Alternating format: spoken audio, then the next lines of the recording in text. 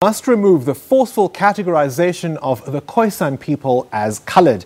These are among a raft of recommendations made by the Human Rights Commission in a report relating to the human rights of the Khoisan people. Public hearings were held 2 years ago in Gauteng, the Western, Eastern and Northern Cape.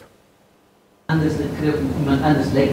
2016 public hearing saw large volumes of submissions. Khoisan communities opened up on issues from land, language, culture to service delivery issues. Today, the long-awaited report was finally released. The Human Rights Commission wants recommendations implemented. Classification as coloured must be scrapped within the next year. The Department of Arts and Culture and Govt must establish projects to promote traditions of the Khoisan, including recording languages in written format. Land restitution for Khoisan communities must be fast-tracked. The HRC also want legislation to be put in place to protect intellectual property of Khoisan communities. The Education Department must develop policies for the introduction of mother tongue education for Khoisan languages. Nama is the only language currently being taught in schools. The Commission also wants a report by next year on special legislation for the advancement of Khoisan peoples, including preferential employment practices.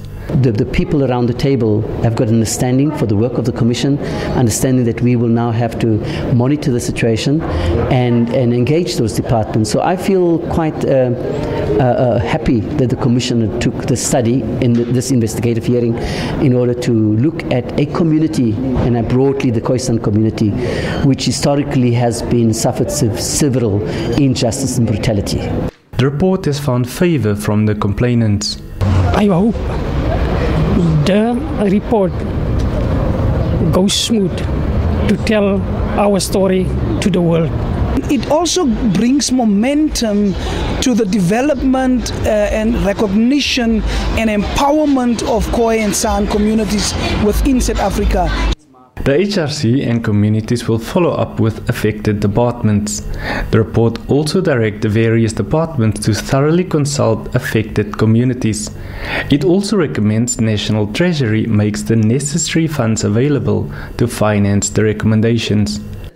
The Human Rights Commission, however, shies away from making recommendations on First People status for the Khoisan communities. That would have seen communities push for greater recognition and, among others, for greater access to land. Ulrich Hendricks, SABC News, Uppington, Northern Cape.